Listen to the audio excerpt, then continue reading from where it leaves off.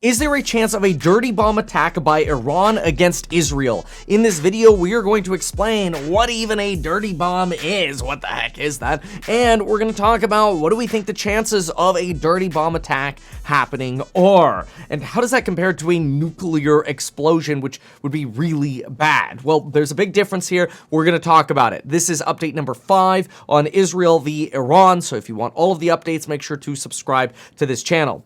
So in the last 24 hours, here we've had some updates. We just had an Israeli community center struck. It looks like about 13 out of 18 are expected to be Israeli IDF reservists.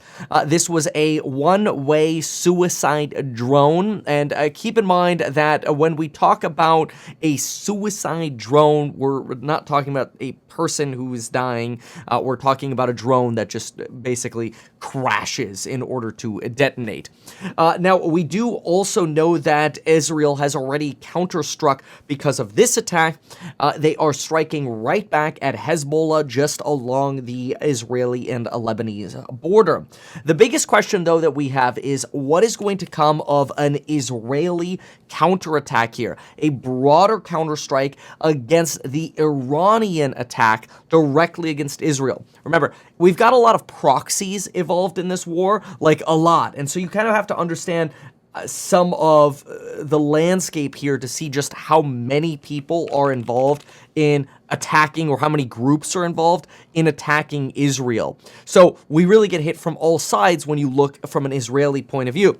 So you've got Hezbollah attacking from Lebanon. You've got Hamas from Palestine. This is part of the Palestinian Jihad movement. You've got West Bank militants, though some people say these are just Palestinians who have had their land taken through settlements or outposts. That's a whole different video. Then you've got the Houthis in Yemen to the south. Then you've got Syria, which isn't an ally of Iran. And then you've got Iraq, which isn't technically an ally of Iran, but within the borders of Iraq, you've got a lot of paramilitary organizations that strike Israel pretty regularly. So you've got a lot of pain coming against Israel.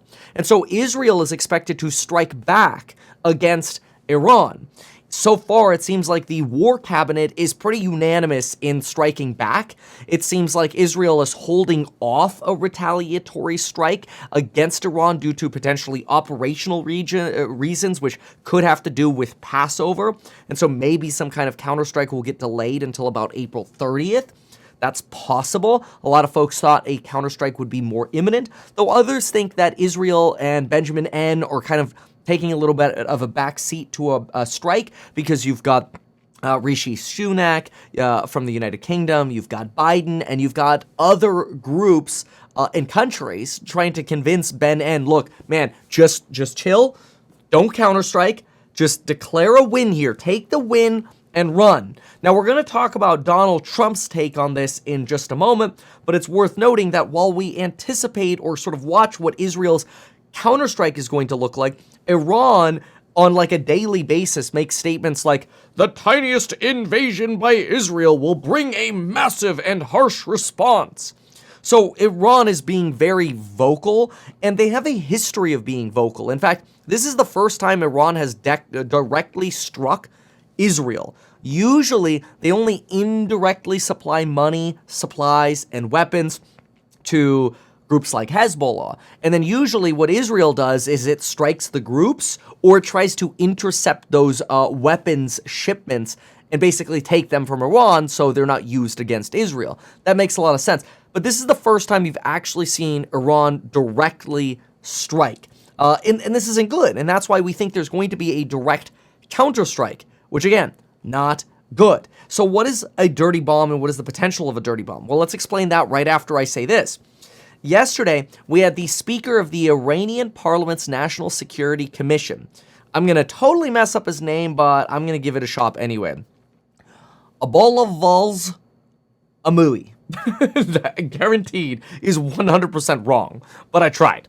So, Amouy stated a weapon that Iran is prepared to utilize, a quote, here it is, weapon it has never used before if Israel decides to launch a retaliatory strike against Iran. So now I joked on the internet and said, ooh, let me guess, that weapon is an IQ test. Because obviously Iran using a weapon it's never used before would be very, very stupid, because it's just going to be met by likely an even larger response. But I think there's actually a chance that this weapon could be a dirty bomb. And now this makes me very, very nervous, because see, I believe that the coalition in the area wants peace. Think about this. The coalition is going to be your Saudi Arabia, your Iraq. It's going to be your, Egypt. It's all your countries in the area. There's a reason why oil didn't spike that much on this. Barclays this morning had a piece where they said most of oil price movements come from concerns about supply and less about geopolitical issues like these attacks. So that's maybe why we didn't see a really big movement on oil. That's Barclays' take, although they might be right here. So the biggest issue is supply, and the coalition doesn't want a disruption to supply. The UAE and Saudi Arabia have both been privately sharing intelligence with Israel. Countries like Jordan are like, look, listen, do not use our airspace. We will shoot down you, Iran, and we will shoot down you, Israel, if you use our freaking airspace. Because if you draw a direct line to Israel from Iran, there's a little bit where you don't have to cross Jordan, but the easiest way across would be Jordan. So, and Jordan's like, no, don't. So the question, so you clearly in the area, the UAE, Qatar, and otherwise, you have this coalition that's like, please don't escalate this. Can we just get stability? And I want to talk about Trump's opinion in just a moment. But first, we have to talk about what the heck a dirty bomb is. And is it possible that we'll end up seeing a dirty bomb? Well, let's talk about that. I quickly want to shout out two quick things. First, we just had a trade over here this morning in the Stocks and Psychology of Money group. You could see my buys. You could see my sell listed right here. Pocketed about $15,000 on that trade. We sent the alert on the buy. We sent the alert on the sell. I'm always going to send these, whether they're winners or losers. Obviously, my goal is to have more winners than losers. But trading, you never know. But if you're interested in trading, you want my insights on what I'm seeing in the market, check out the Stocks and Psychology of Money group. We do have an expiring coupon code this Friday.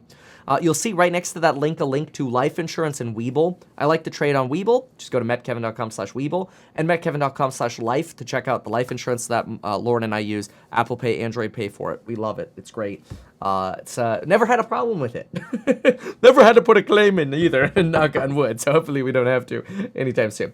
But anyway, let's focus on this dirty bomb, because I think it's a dirty topic, but I think it's a serious topic. So first of all, what is a dirty bomb? Okay, a dirty bomb is usually a mix of radioactive chemicals like powders, like a cesium-139, with some form of other explosive that already exists. We all know that Iran is trying to enrich uranium to get a weapons-grade level of uranium that they can attach to a warhead and actually use for real saber rattling. Go, look at our bomb! Though, of course, if they showed off their bomb, we would probably just destroy it. So they do a lot of this stuff underground. A dirty bomb, though, is not something that actually requires a nuclear weapon, because it is not a weapon that actually creates a nuclear explosion. There is no mushroom cloud, so to speak.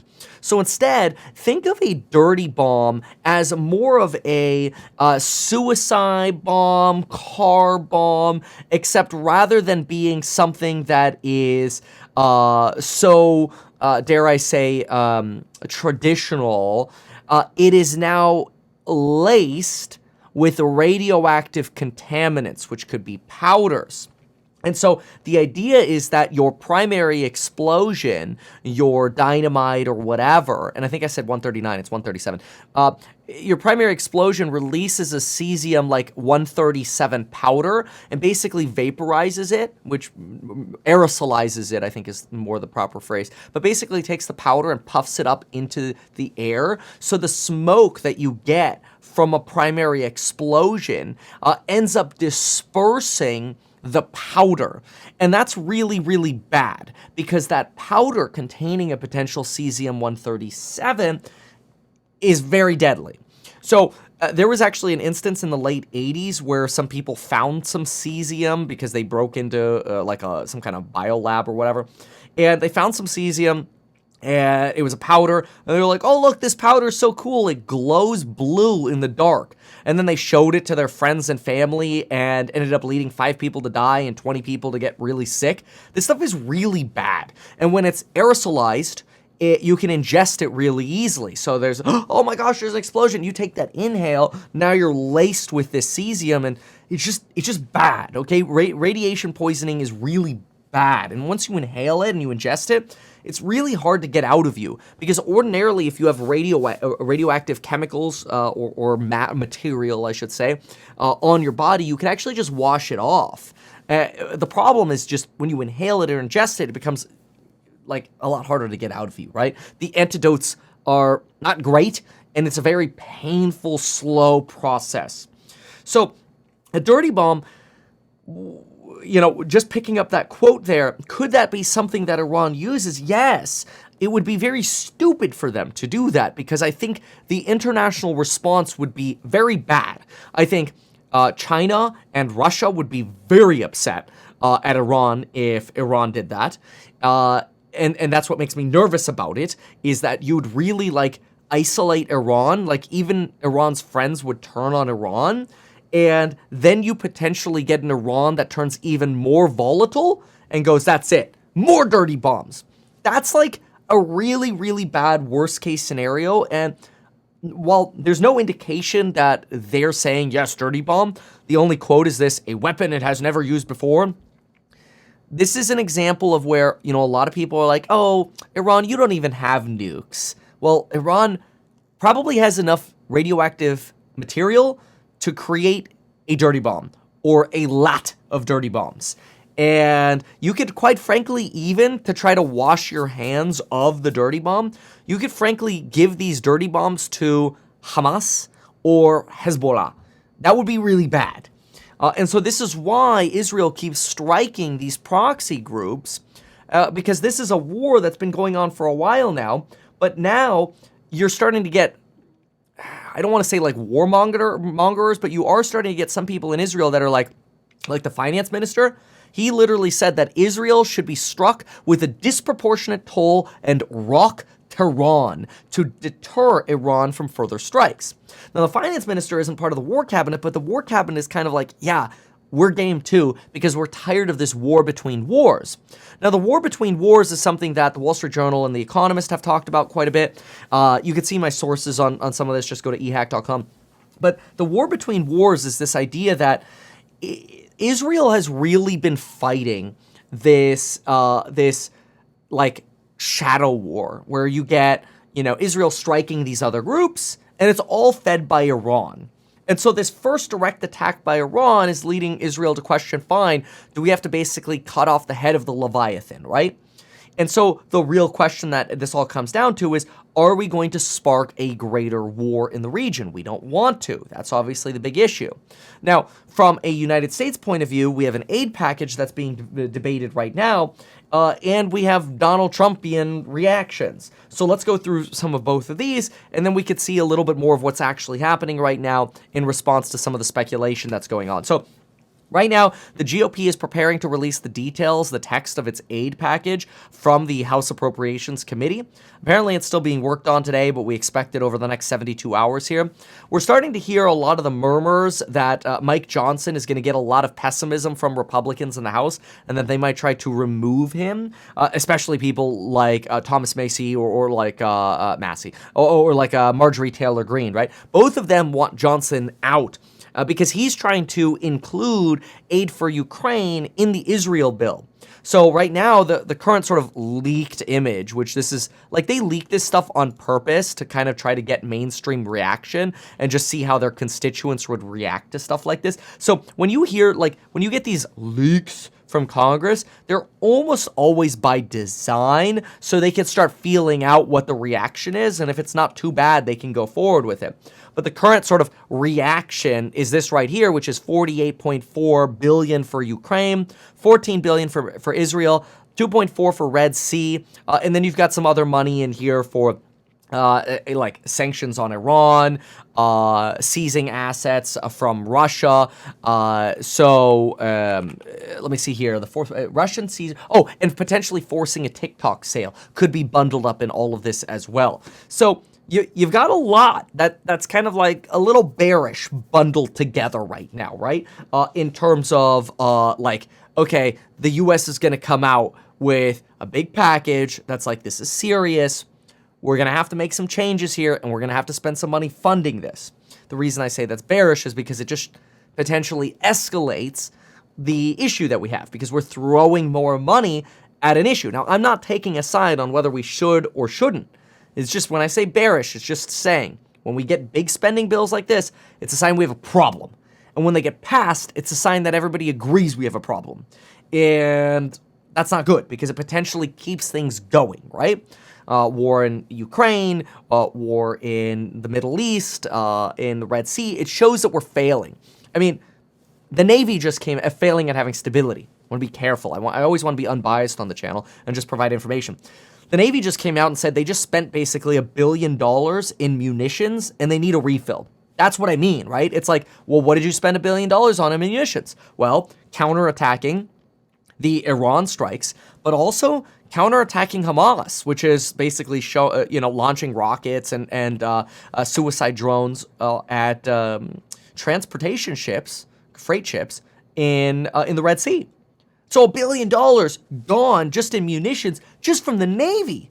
What about the Air Force? And what about the money we directly provide to Israel for the Iron Dome or the Sea Dome equipped on ships? So clearly there's a long way to go here in terms of, how this is all going to play out. But Donald Trump has a response to this. Trump's response is that Israel needs to get it over with and declare victory. This is a quote of his. He says, get it over with and let's get back to peace and stop killing people. And that's a very simple statement. They have to get it done, get it over with, and get it over with fast, because we have to. You have to get back to normalcy and peace. That's an argument. That's a statement directly from Donald Trump. Donald Trump says, I'm not sure that I'm loving the way Israel is doing it, because you've got to have a victory. So you've got Trump, who's really pushing for, like, let's end this. Let's come up with a solution. Can we finally end the terror and the pain that's going on out here? That's the Trump POV.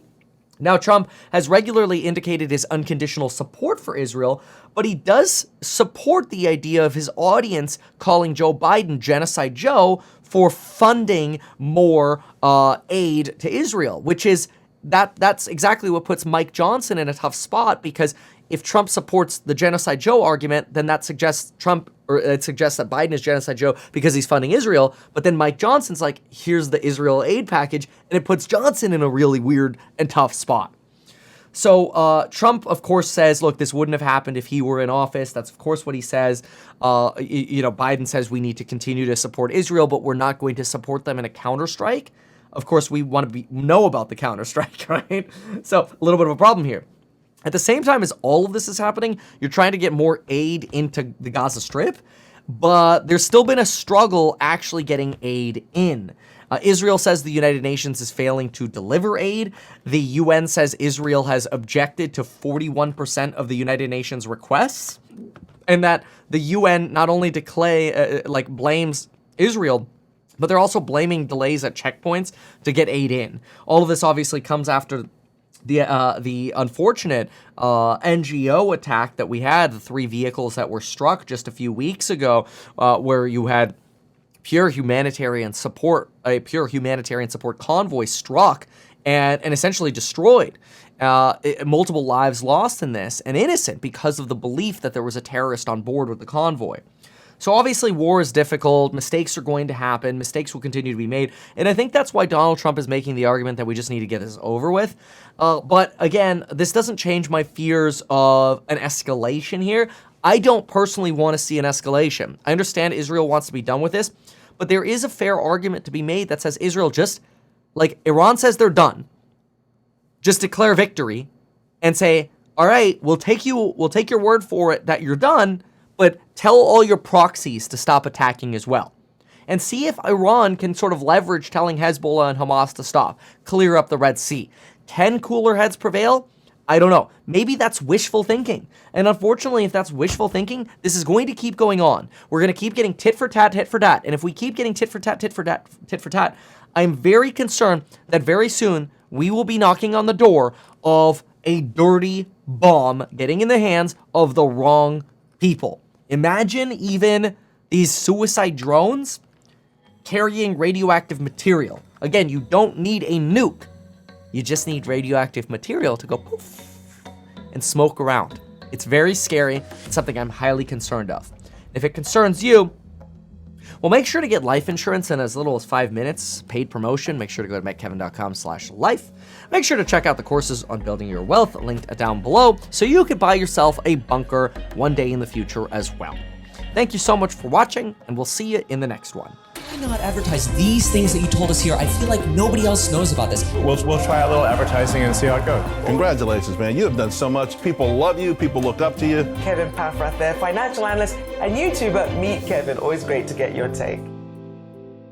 Even though I'm a licensed financial advisor, licensed real estate broker, and becoming a stockbroker, this video is not personalized advice for you. It is not tax, legal, or otherwise personalized advice tailored to you. This video provides generalized perspective, information, and commentary. Any third-party content I show shall not be deemed endorsed by me. This video is not and shall never be deemed reasonably sufficient information for the purposes of evaluating a security or investment decision. Any links or promoted products are either paid affiliations or products or services we may benefit from. I also personally operate an actively managed ETF. I may personally hold or otherwise hold long or short positions in various securities, potentially including those mentioned in this video. However, I have no relationship to any issuer other than HouseHack, nor am I presently acting as a market maker. Make sure if you're considering investing in HouseHack to always read the PPM at househack.com.